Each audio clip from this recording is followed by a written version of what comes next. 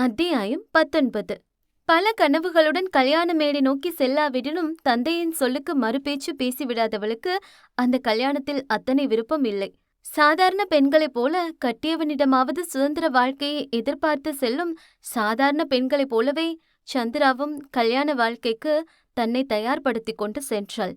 ஆனால் கண்ணிமைக்கும் நொடியில் தன் வாழ்க்கை இருளில் மூழ்கும் என்று அவள் கனவிலும் எண்ணி பார்க்கவில்லை. அவர்கள் வீட்டு ஆண்களைத் தவிர மற்ற ஆண்களை அதிகம் பார்த்திடாதவள் அவர்கள் வீட்டை தாண்டியும் அவர்கள் ஊரை தாண்டியுமே இதுவரை வேறு எங்கும் சென்றிடாதவளுக்கு அந்த இருள் நிறைந்த அறையும் பின்னாலிருந்த பிணக்குவியலுமே வாந்தியையும் உச்சகட்ட பயத்தில் பாதி மயக்கத்தையும் ஏற்படுத்தி விட்டது. கண்கள் சொருக அறைக்கதவு திறக்கும் சத்தம் கேட்டு பாதி மயக்கத்தில் மெல்ல தன்னை நிதானப்படுத்தி கொண்டு முன்னே தெரியும் வெளிச்சத்தை தாண்டி டப் டப் என்ற காலடி சத்தத்துடன் முன்னே நடந்து வந்த உருவத்தை அவள் கருவழிகள் கடினப்பட்டு காண முயற்சி செய்த போதும் அதீத பயம் அவளை மயக்க நிலைக்கு கொண்டு போனது. அந்த உருவம் அவளை நெருங்கும் முன்னரே மயங்கி சரிந்தாள் சந்திராதேவி.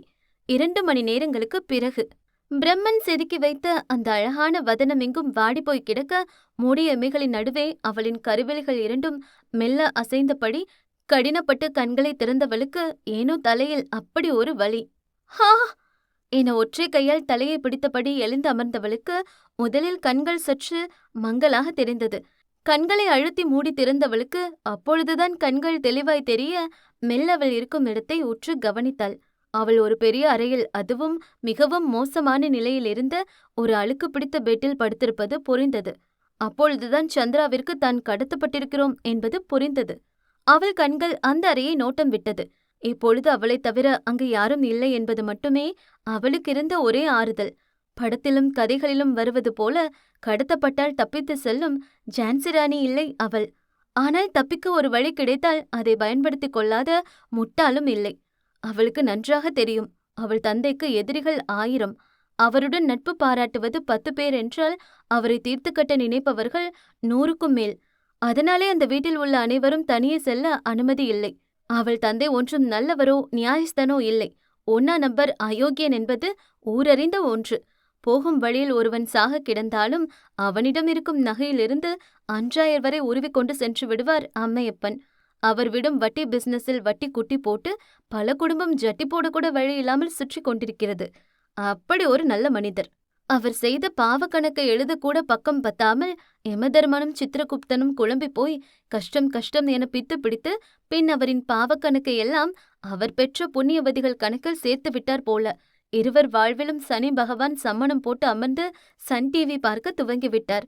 இனி உங்களை சல்சா டான்ஸ் ஆட விடாம விடமாட்டேன் என்பது போல் அவர் பார்வை உல்லாசமாய் இருவர் பக்கமும் திரும்பி இருந்தது. பாவம், அதை அறியாத இந்த பச்சை மண்ணோ எப்படியாவது தப்பிக்க வேண்டும் என மனக்கோலத்தில் தட்டு தடுமாறி அந்த மெத்தை வீட்டை விட்டு இறங்க போகும் சமயம் ஒரு கண்ணாடி பாட்டில் உருண்டு ஓடியது. அச்சோ என பயந்து போனவள் குனிந்து பார்த்தாள். அங்கே கால் வைக்க இடமில்லாமல் ஒரு மினி பாரையை குடித்து காலி செய்து வெறும் பாட்டில்கள் மட்டும் அங்கும் இங்கும் சிதறி கிடந்தது. இதுவரை மதுவின் வாசம் கூட அறிந்திடாதவளுக்கு அந்த நாத்தம் குமட்டி கொண்டு வந்தது. மெல்ல தனது சேலை முந்தானை கொண்டு மூக்கை மூடிக்கொண்டவள் காலை பார்த்து எடுத்து வைத்து ஜன்னல் அருகே வந்தாள். எப்படியாவது இந்த ஜன்னல்ல இருந்து தாவி குதிச்சு போயிடுவோம் என எண்ணி அதை திறக்க போன நேரம் அவள் முதுகுக்கு பின்னே கேட்ட குரலில் அதிர்ந்து போய் நின்றாள் சந்திரா. நான் வேணும்னா திறந்து கொடுக்கட்டுமா என ஒரு கம்பீரமான குரல் கேட்டு பட்டென்று பதறி போனவளின் கோலிக்குண்டு கருவிழி 2ம் பயத்தில் இமைக்க மறந்து ஸ்தம்பித்து போய் நின்றது. கால்கள் 2ம் தக்கதிமீன ஆட்டம் கொள்ள ஜன்னலை திறக்கப் போனவளின் கைகள் 2ம் அப்படியே அந்தரத்தில் நின்றது. அவளின் அடர்ந்த கூந்தலையும் தாண்டி கழுத்து வளைவை தழுவி கொண்டு இருந்தது அந்த குரலின் சொந்தக்காரனுடைய மூச்சு காற்று. இதுவரை எந்த ஆண்மகன் பார்வை கூட படாமல் வளர்ந்தவளுக்கு இன்று ஒரு ஆணின் மூச்சு காற்று படும் அளவு நெருக்கமாக நின்று கொண்டிருப்பதே அவளின் இரத்த கொதிப்பை அதிகரித்தது. யார் இவன்? நெட்டையா, குட்டையா, கருப்பா, சிவப்பா, நல்லவனா, கெட்டவனா என எந்த கேள்வியும் அவள் மனதில் ஓடவில்லை. பின்னால் நின்றவனின் மூச்சு காற்றே அவளின் மூச்சு காற்றை நிறுத்திவிடும் அளவுக்கு அவளை பயம் கொள்ள வைத்தது. அண்ணா, நீங்க யாருன்னு தெரியல, ஆனா எனக்கு கடத்திட்டு வந்திருக்கீங்கன்னு மட்டும் தெரியுது. நான் இது வரைக்கும் ஒரு எறும்பு கூட துரோகம் பண்ணது இல்லைங்க. நீங்க ஏதோ தப்பா என்னை தூக்கிட்டு வந்துட்டீங்க. ப்ளீஸ் என்னை என் அப்பா கிட்ட விட்டுருங்க அண்ணா. எனக்கு பயமா இருக்கு. ப்ளீஸ் அண்ணா, நீங்க எவ்ளோ பணம் கேட்டாலும் நான் என் அப்பா கிட்ட சொல்லி வாங்கி தரேன் அண்ணா. என்ன விட்டுருங்க அண்ணா. பின்னால் நின்றவன் முகத்தை கூட பார்க்காதவள் முன்னே இருந்த ஜன்னலை வெறித்தபடி எப்படியோ திக்கி திணறி பேசி முடித்தாள். அவள் பேசி முடித்த சில வினாடிகள் கடந்த போதும் பின்னே நின்றவனிடம் இருந்து எந்த ஒரு பதிலும் வராமல் போக மெல்ல பயந்தபடி திரும்பிய சந்திரா முகத்தில் சிகரெட் புகை தழுவி சென்றது. பட்டென்று முகத்தில் பட்ட புகையால் கண்களை மூடிக்கொண்டவளுக்கு அந்த புகை நாற்றம் குமட்டி கொண்டு வந்தது. அந்த கோவைப்பழ உதடுகள் இரண்டும் அதீத பயத்தால் எதையோ முணுமுணுத்து கொள்ள அவளின் வெண்டைக்காய் விரல்கள் பத்தும் அவள் பட்டு சேலையை இறுக்கி பிடித்திருந்தது. மூடிய கண்களை தாண்டியும் கண்ணீர் கன்னம் தாண்டி வழிந்து ஓட தேம்பி தேம்பி அழுதவளுக்கு மூக்கு செர்ரிப்பழம் போல சிவந்து விட்டது. அதில் அழகாய் மின்னியது வெள்ளைக்கல் பதித்த வைர மூக்குத்தி. நெற்றியில் அலங்கரித்திருந்த நெற்றி சுட்டி தாண்டியும் சொட்டு சொட்டாய் படிந்த வியர்வை துளி அவள் மூக்கில் பட்டு தெறிக்க முன்னே இருந்தவன் பார்வை அவளின் கன்னத்தில் புதிதாய் அரும்பி இருந்த பருவரை துல்லியமாக அளந்தது. அவளின் அந்த கோவைப்பழ இதழ்கள் மட்டும் இன்னும் அந்த முணுமுணுப்பை நிறுத்தவில்லை. அவனுக்கு அது சரிவர கேட்கவில்லை போலும். அதனால் சற்று அவள் இதழினை ஊற்று கவனித்தான். காக்க காக்க கனகவேல் காக்க, நோக்க நோக்க நொடியினில் நோக்க, தாக்க தாக்க தடேற தாக்க, பார்க்க பார்க்க பாவம் பொடிபட, பில்லி சூனியம் பெருமகை அகல, வல்ல பூதம் வளாட்டிக பேய்கள் அல்லற்படுத்தும் அடங்கா முனியம் என ஓயாமல் கந்த சஷ்டி கவசத்தை உச்சரித்தது அவள் சிவந்த இதழ்கள். குத்துப்பாடலும் ஐட்டம் பாடலும் பார்த்தும் கேட்டும் பழகியவனுக்கு அந்த வார்த்தை சத்தியமாக புரியவில்லை. புருவ முடிச்சு சுருங்க அவன் கண்கள் அவளை தலை முதல் கால் வரை முழுதாய் அளவீடு மேற்கொள்ள துவங்கியது. எல்லாம் ரெடி, அவ்வளோதான், சூப்பர் என மூத்த மருமகளும் நடுமருமகளும் இளைய மருமகளாய் கால் பதித்து வந்திருக்கும் வதுவை அவ்வளவு நேர்த்தியாய் அந்த சில்க் சேலையில் தயார்படுத்தி விட்டார்கள். சூப்பர் சந்திரா, சும்மா அழகு அழுது, உன்னை பார்த்ததுமே உன் அழகுல கொழுந்த மயங்கி விழ போறாரு என இருவரும் கேலி செய்தார்கள். கொழுந்தனா? ஒரு நிமிஷம், நீங்க 2 பேரும் யாரு என இருவரையும் மாறி மாறி பார்த்தபடி கேட்டாள் வது. என்ன என குழப்பமாய் 2 மருமகள்களும் ஒருவரை ஒருவர் பார்த்து கொண்டார்கள். நாங்க 2 பேரும் உனக்கு சீனியர், அதாவது இந்த வீட்டு மருமகள்ங்க. ஓ, இந்த வீட்டோட கடைசி லோடு அவர்தானா? லோடா? அட, அதுதான் கடைசி புள்ள. ஆமா ஆமா சந்திரா, சிவா கொழுந்தனா கடைசி. அவர் பேரு சிவாவா? அவர்கள் இருவரும் மாறி மாறி பார்த்து கொண்டார்கள். அவர் பேரு கூட தெரியாதா?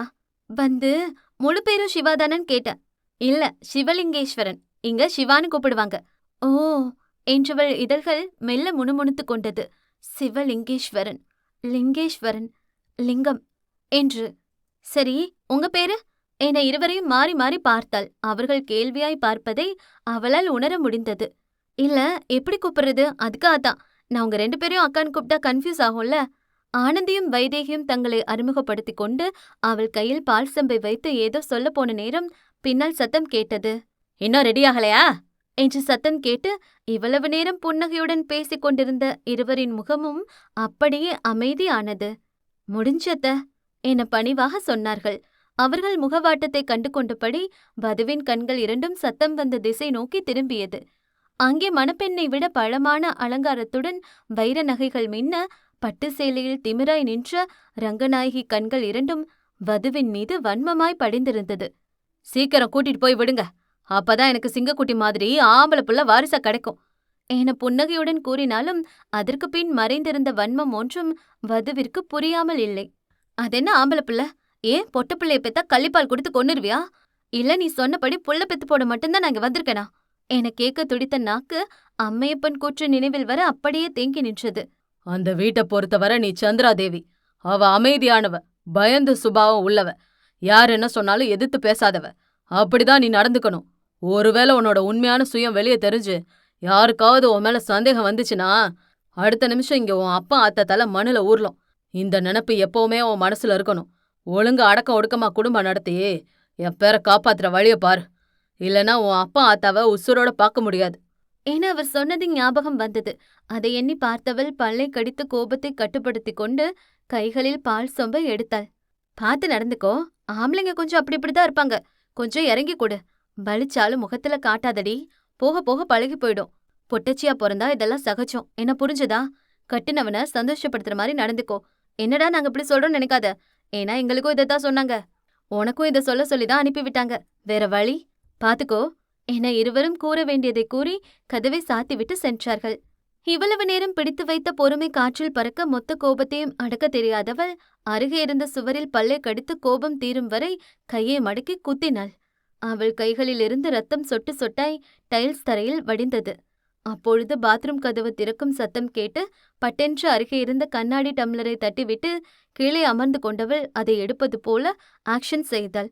கதவை திறந்து கொண்டு வந்த சிவா வது குனிந்து அமர்ந்திருக்கவும் புரியாமல் பார்த்தான். சவி, எப்போ வந்தீங்க என்றவன் அவள் கைகளில் அடிபட்டு ரத்தம் வழிவதைக் கண்டதும் பதறி போனான். ஐயோ சவி, என்னங்காச்சு என வேகமாக அவன் கையை பற்றி கொண்டவன் முகத்தில் அத்தனை பதற்றம். அவள் வலி அவன் கண்களில் தெரிந்தது.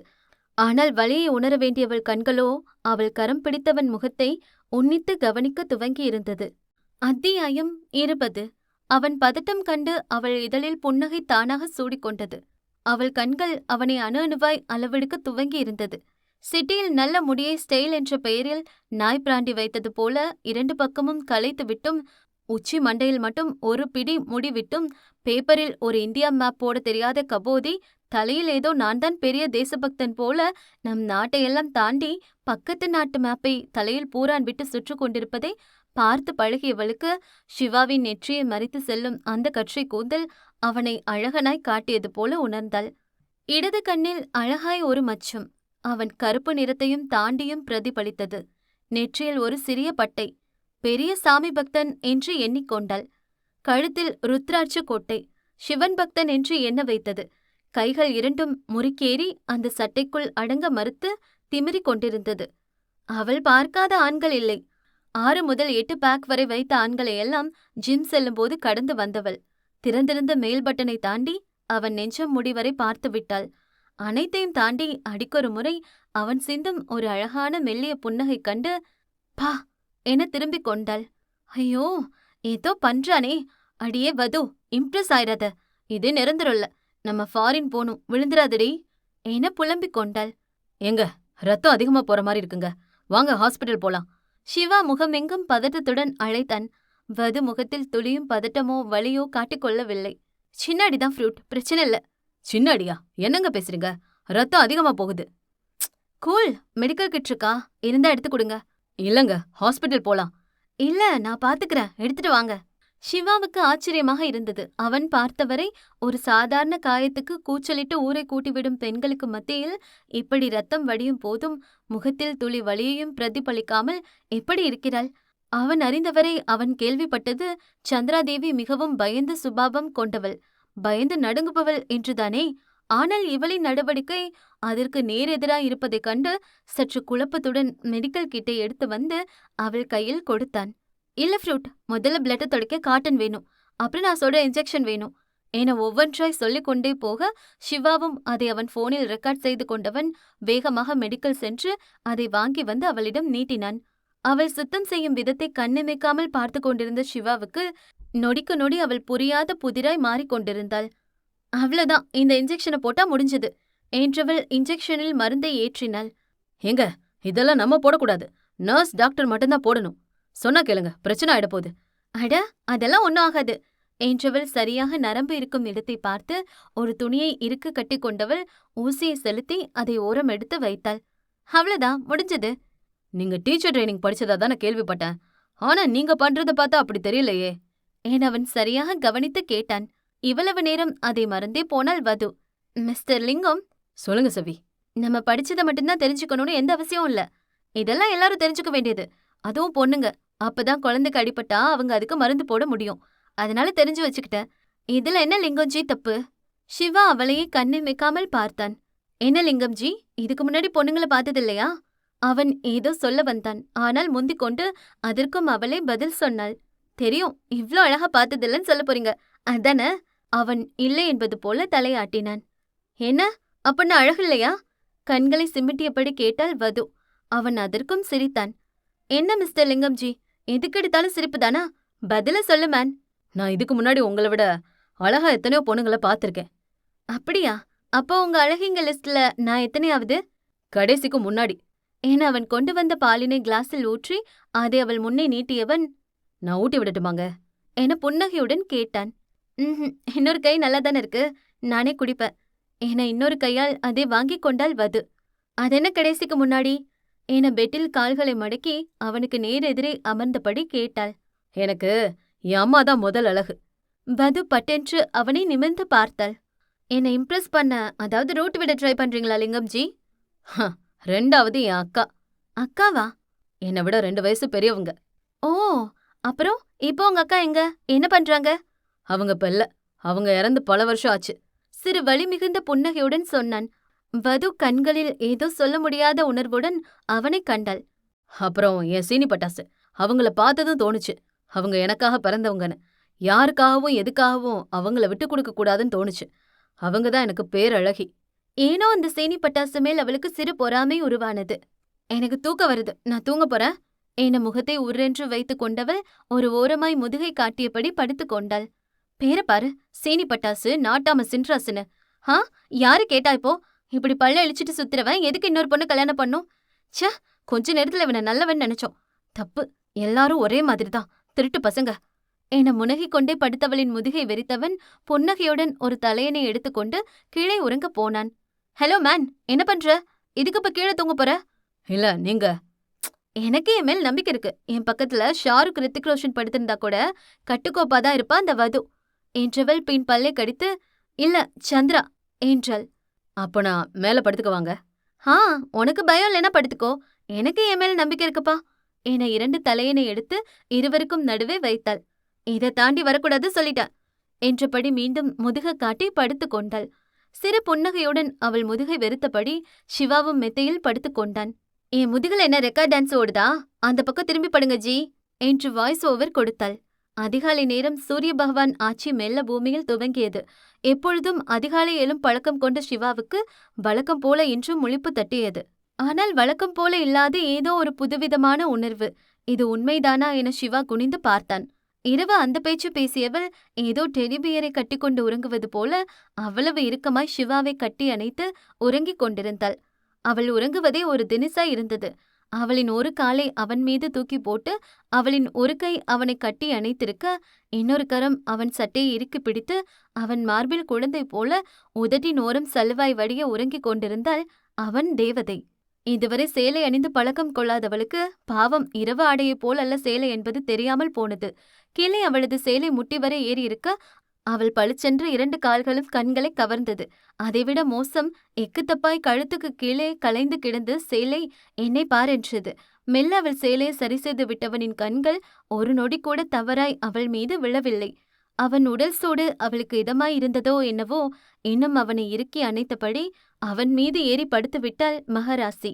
கண்ணு திறந்தா கைமா பண்ணிடுவானோ என அதீத பயத்தில் கண்களை திறவாமல் இருந்த சந்திரா அவன் கேட்ட கேள்வியில் பட்டென்று கண்ணை திறந்தாள். உன் சைஸ் என்ன? என்ன கேட்டீங்க? சைஸ் காது கேட்கலையா? இப்படி அப்பட்டமாய் ஒருத்தன் அவளின் சைஸ் கேட்கவும் கேவலமாய் முகத்தை சொல்லித்தாள் சந்திரா. உன் செருப்பு சைஸ் சொல்லு. கிளாஸ்ல மிதிச்சு உன் காலெல்லாம் ரத்தம். அவளும் அப்பொழுதுதான் கவனித்தாள். வலி கூட தெரியாத அளவுக்கு சொரணை இல்லாமல் இருந்திருக்கிறாள். இதுதான் கேட்டீங்களா? ஆமா, ஏன், நீ என்ன நினைச்ச?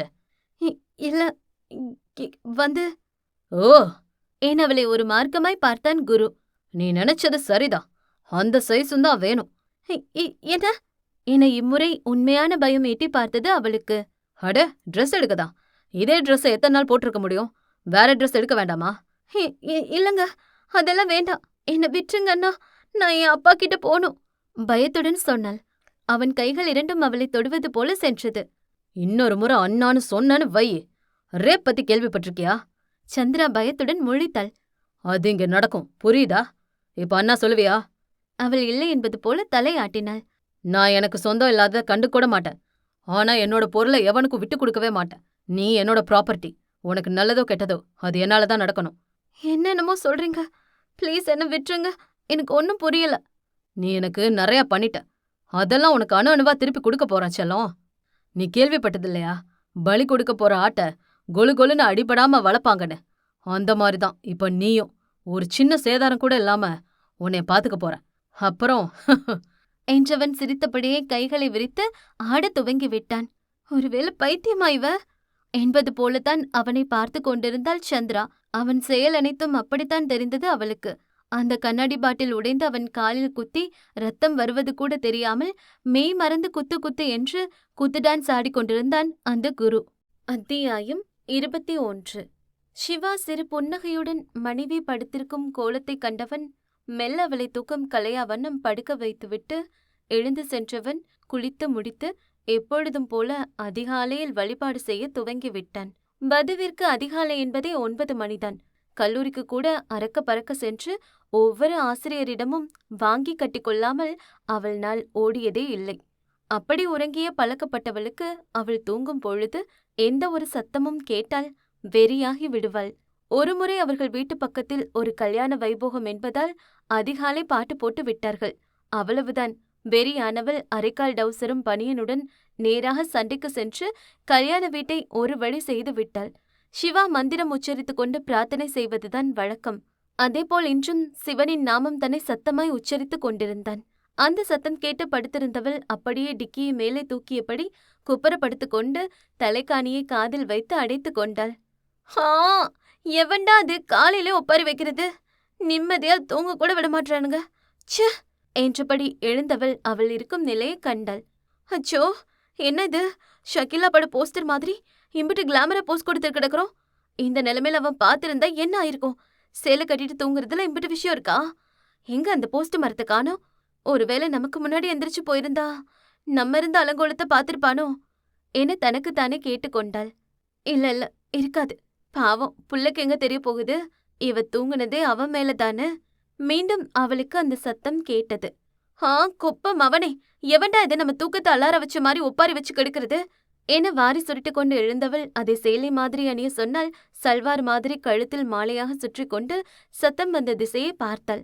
அங்கு அந்த அதிகாலை வேளையிலும் அத்தனை நேர்த்தியாய் தலை குளித்து காவி வேட்டி அணிந்திருந்தவன் மேல் சட்டை அணியாமல் பறந்து விரிந்த மார்பினில் சிவமாலையும் கழுத்தில் ருத்ராட்ச கொட்டையும் தழுவி இருந்தது. கைகள் இரண்டும் கடின புஷ்அப் உதவிகளுடன் பெரிதாய் புடைத்திருந்தது.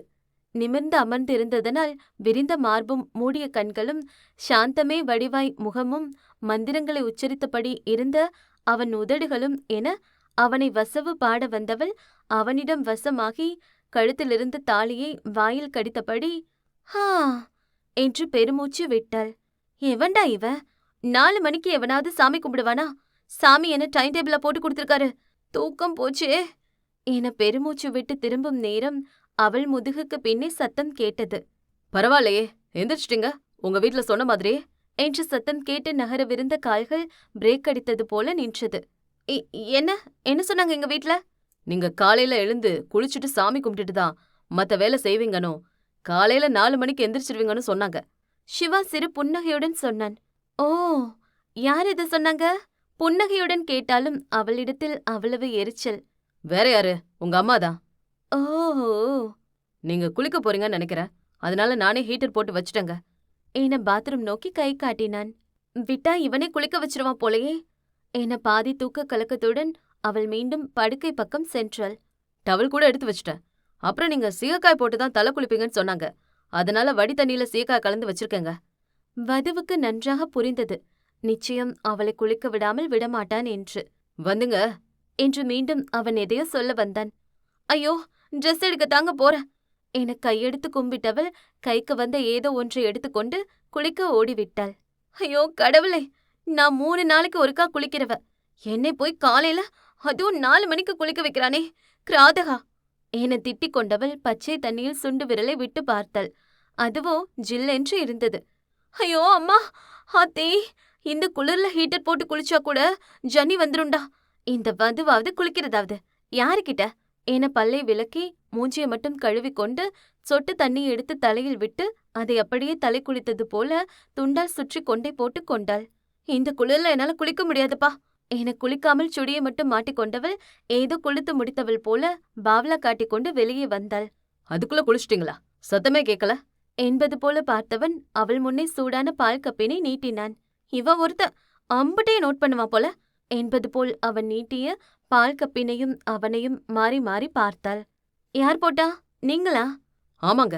ஓ, ஆனா உங்களுக்கு டீ, எனக்கு மட்டும் ஏன் பால்? நீங்க பால் மட்டும்தான் சாப்பிடுவீங்கன்னு சொன்னாங்களே, அதுதான்.